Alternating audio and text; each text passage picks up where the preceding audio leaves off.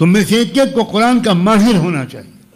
ये आयत जब मैंने एक दफ़ा पढ़ी, बहुत बड़ा मजमा था RSS का जो ऑडिटोरियम है बॉम्बे में, भारतीय विद्या भवन, तो खचाखच भरा हुआ, हजारों Hindu sadhu, social activist, political leaders, media के लोग।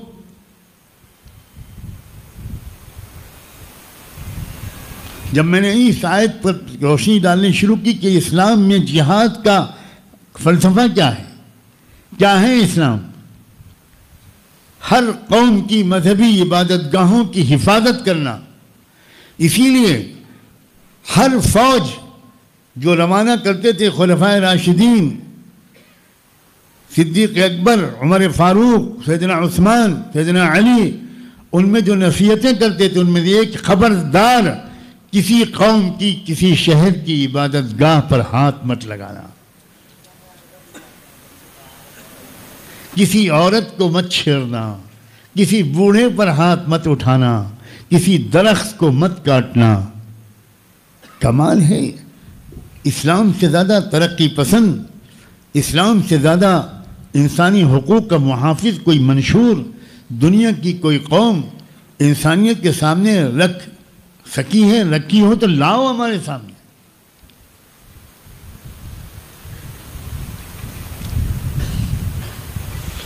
किसी भी इबादत गाह को अगर दहशतगर्दी का अड्डा बना लिया जाए, जिना और जराइम का अड्डा बना लिया जाए, कुंवारी लड़कियों को अगवा करके उनकी इज्जतें लूटने का अड्डा बना लिया जाए, तो वो इबादत गाह नहीं रहती, वो दहशतगर्दी और आतंकवाद का अड्डा हो जाता है। और बैनुल-अक़वामी कानून कहता है इस्लाम के अलावा कि फिर अब ये इबादत गाह नहीं है, ये जराइम का अड्डा है, इसलिए इस पर हमला करो। लोग सोमनाथ के मंदिर का हवाला देते हैं और मैं गोल्डन टेम्पल का हवाला देता हूं।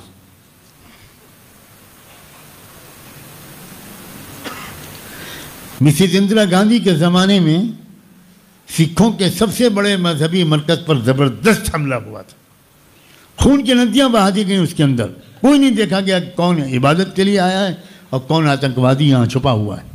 बुरी तरह बम बरसाए गए, गोलियां चलाई गई, अल्लाह जाने बेशुमार लोग मरे, किसी ने उस पर एतराज़ नहीं किया। इसलिए कि गलती से उस इबादत गाह को कुछ लोगों ने उस पर कब्ज़ा करके मुल्क के ख़िलाफ़ या हुकूमत के ख़िलाफ़ एक मुसल्लह दहशतगर्दाना आतंकवादी तहरीक का अड्डा बनाया था, इसलिए हुकूमत ने उस पर हमला किया, कोई एतराज़ नहीं करता। लेकिन लोग सोमनाथ मंदिर के बारे में आधी बात कहते हैं, आधी बात नहीं कहते, बताते ही नहीं लोगों को। और मुसलमानों ने तो कसम खा रखी है कि उन्हें पढ़ना बिल्कुल नहीं, कतअन बिल्कुल नहीं पढ़ना। मैं कहते कहते थका जा रहा हूँ। एक ने आप में से आज तक मुझे नहीं बताया कि आपके फला बयान के बाद से मैंने पढ़ना शुरू किया और फला किताबें पढ़ चुका हूँ। पढ़ते ही नहीं। सोमनाथ मंदिर में गंदे कामों का अड्डा बना हुआ था, मैं उसको जबान से बोल भी नहीं सकता।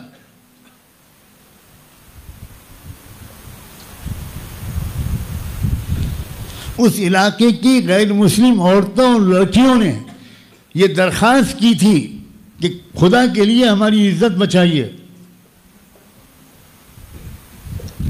मगर लोग पढ़ते नहीं। कहा जाता है औरंगजेब ने वाराणसी का फला मंदिर तोड़ा, बिल्कुल तोड़ा, मैं मानता हूं तोड़ा। क्यों तोड़ा ये को नहीं बताते। मैं मुसलमान मुअर्रिख की किताब का हवाला नहीं दे रहा हूं, लेकिन आपके सामने हवाला देने हुए मुझे हिचकिचाहट होने लगी, क्योंकि आप न पढ़ने वाली कौम है। विशंबरनाथ पांडे, ब्राह्मीण, मुसन्निफ, हिस्टोरियन, मेंबर पार्लियामेंट, उड़ीसा का गवर्नर, सीनियर मोस्ट गांधीयाई, उसने तहकीक के साथ दस्तावेजों के फोटो के साथ किताब छापी है कि वाराणसी के उस मंदिर में हो ये रहा था कि जिस राजा का कब्जा था वो राजा शहर भर की कुंवारी खूबसूरत लड़कियों को वहाँ बुलाता था, उनकी इज्जतें लूटता था और उनको कत्ल कर देता था। ये जिना और कत्ल का अजीब रिश्ता है जो आजकल भी फिर से जिंदा हो गया है।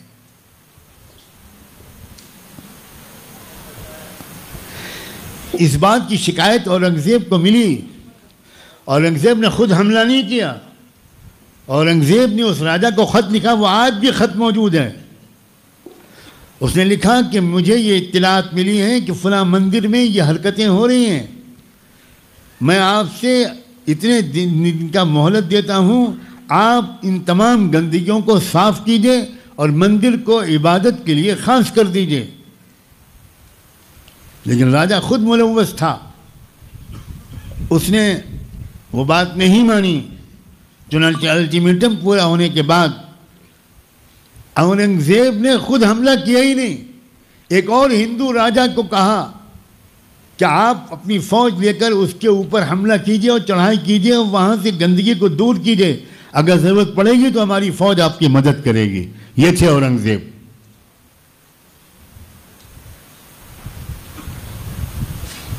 सारे सबूत मौजूद हैं। इस्लाम ये कहता है, जब मैं दुआ कराता हूँ कभी कभी, अल्लाह मुझे तौफीक देता है कि अल्लाह मंदिरों की भी हिफाजत फरमा, गिरजाघरों की भी हिफाजत फरमा, या अल्लाह चर्चेज़ गुरुद्वारों की भी हिफाजत फरमा, मस्जिदों की भी हिफाजत फरमा, तो कुछ चौकोर खोपड़ी वाले आप में से एक ख़ास खोपड़ी होती है, हाँ, जिसका कोई सिरे ही नहीं मिलता, उसका एतराज़ हुआ, हज़रत मंदिरों की हिफाजत की दुआ मांग रहे हैं, लगता है कि मोदी सरकार से कुछ हो गया है।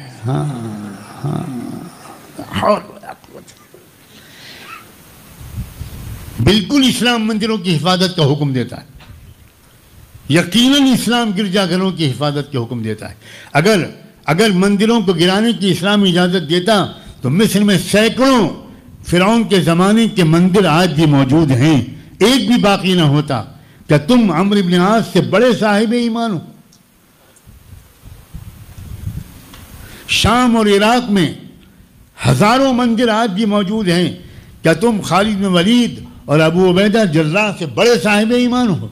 तुम जाहिल हो, तुम इस्लाम को बदनाम करने वाले हो। सिर्फ जजीरे अरब वो है एक इलाका जिस इलाके में कोई भी गैरुल्लाह की बंदगी और इबादत का मरकज़ बनाया नहीं जा सकता, और बना हुआ हो तो बाकी नहीं रखा जा सकता। बिल्कुल साफ बात, एक जजीरे अरब। इस पर भी आप में से कुछ चौकोर खोपड़ी वाले हों तो उनको जवाब दूं, होंगे तो ज़रूर, हाँ होंगे ज़रूर, मैं जवाब देता हूँ। जिस ज़माने में मदीने में पढ़ता था, उस ज़माने में मुझे अचानक बुलावा आया इंडियन एम्बेसी जो जद्दे में थी, सऊदी अरब में जो सफारत खाना था हमारे मुल्क का, उसके first secretary mister A.K. Sharma थे, R.K. शर्मा। तो उनकी तरफ से मुझे बाकायदा ये नोटिस आया या ख़त आया कि आप फलां दिन आकर मुझसे मिल लीजिए। मेरा मिजाज लड़कपन से आशिकाना था, तो मैं समझ गया कि मेरी कोई तकरीर पहुंच गई है। बिल्कुल मैं समझ गया। तो मैंने अपना सामान पैक किया, अपने साथियों को सब बताया और एहराम बांध के मैंने कहा मैं अब हो सकता है कि आखिरी सफ़र हो तो पहले मक्के में जाके उम्रा कर लूँ, फिर जद्दे में जाकर साहब से मिलूँगा। साहब इन्वर्टेड कामाज़।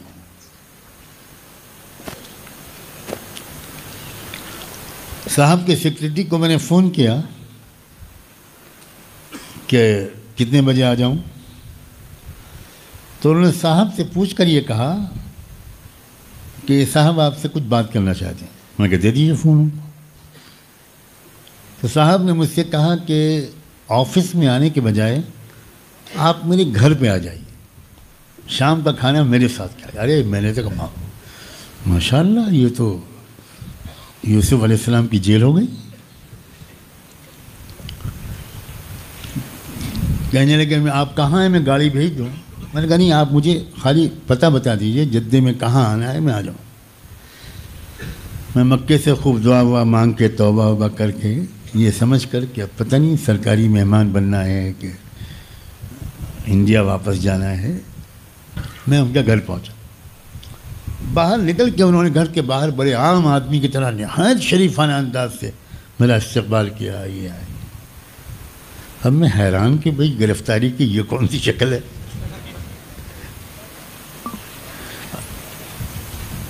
और मैं अपने चेहरे से जाहिर तो ये कर रहा था कि मैं डरा हुआ नहीं हूँ, लेकिन डरा हुआ था। ये भी फन सीखना पड़ता है। अब अंदर पहुंचा तो उनकी मिसेज भी माशाल्लाह इस्तकबाल के लिए तैयार, बिल्कुल घरेलू माहौल। मुझे इत्मीनान हुआ कि भाई ये फिर कोई और मसला है। कहने लगे असल में देखिए एक सवाल मेरे जहन में था, मैंने कई उलेमा से पूछा। ये जानते होंगे आप लोग कि अंग्रेज़ी पढ़े लिखे लोग जो हैं वो क्या कहते हैं, उलेमा। हाँ, उनके यहाँ ज़ेरी ज़ेर है।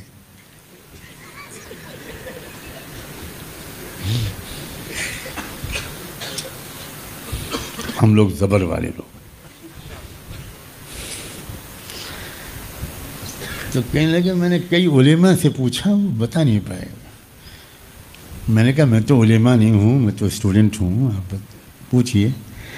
तो उन्होंने कहा कि मैं यहाँ जद्दे में अपॉइंटेड हूँ, कई साल हो गए, और मैं टीवी पर बैठ के काबे को देखता हूँ, जी चाहता है कि मैं भी वहाँ जाऊँ, दर्शन करूँ, मगर इस्लाम इजाज़त नहीं देता।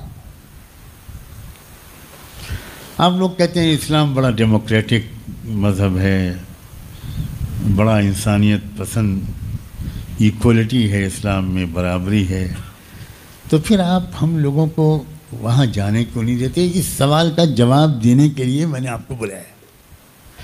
क्योंकि मुझे एक साहब ने बताया कि एक लड़का है तो स्टूडेंट, मगर शायद वो आपको इसका जवाब दे दे, उससे बुलवाइए। तो उन साहब ने मुझे कांटेक्ट दिया। मैंने इंडिया हाउस मदीने में फ़ोन करके आपसे रब्ता कायम किया और फिर आपको बुलाया, और शुक्रिया कि आप आ गए।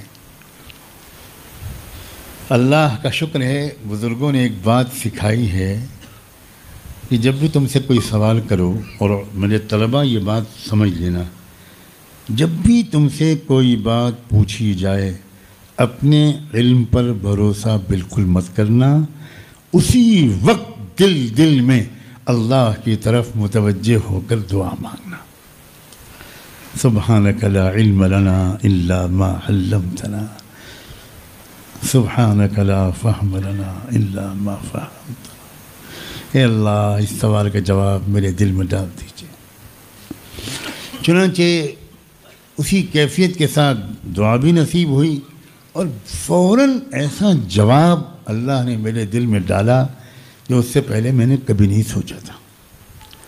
मैंने उनसे कहा कि ये बताइए कि भारत का दस्तूर बराबरी पर यकीन रखता है?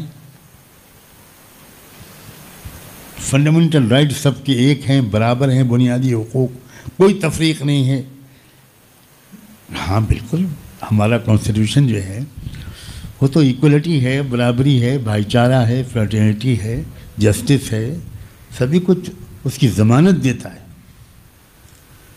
मैंने कहा कि अगर कोई शख्स इंडिया में ये चिल्ला चिल्ला कर कहे कि मैं इंडियन कॉन्स्टिट्यूशन को नहीं मानता, मगर वो हो बहुत शरीफ आदमी, वो गरीबों को सर्दी में कंबल बांटता हो, गरीब बच्चों की तालीम को दिलाता हो, मरीज़ों का इलाज कराता हो, किसी से उसे कोई शिकायत ना हो, लेकिन वो ये कहे कि मैं इंडियन कॉन्स्टिट्यूशन को नहीं मानता, तो क्या आप लोग उसको पार्लियामेंट में एंट्री की इजाज़त देंगे?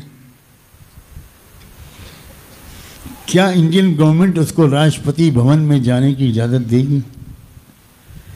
क्या इंडियन गवर्नमेंट उसको प्राइम मिनिस्टर हाउस में जाने की इजाज़त देगी? हालांकि बड़ा अच्छा आदमी है आपकी तरह। शर्मा जी से मैंने कहा, तो अगर आपको ये हक है कि आप अपने बनाए हुए दस्तूर को कोई न माने, तो उसके लिए कुछ एरियाज को आप रेस्ट्रिक्टेड बना दें कि इसमें एंट्री नहीं हो सकती, तो क्या अल्लाह को यह हक नहीं है कि जो उसके दस्तूर को न माने वो उसके लिए एक टेरिटोरियल इलाका मुकर्रर कर दे कि जो दस्तूर को नहीं मानेगा वो पूरी दुनिया में खूब मौज करे, मेरे इस इलाके में नहीं आ सकता।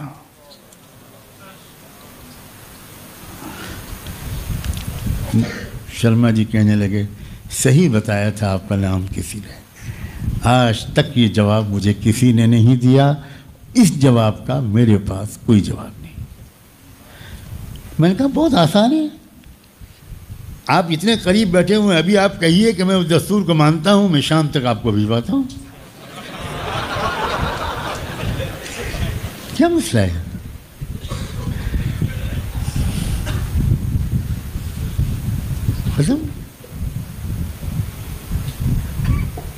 तो उनकी मिसेज उठ के दूसरे कमरे में चली गई कि ये कल में ही पढ़वा देंगे।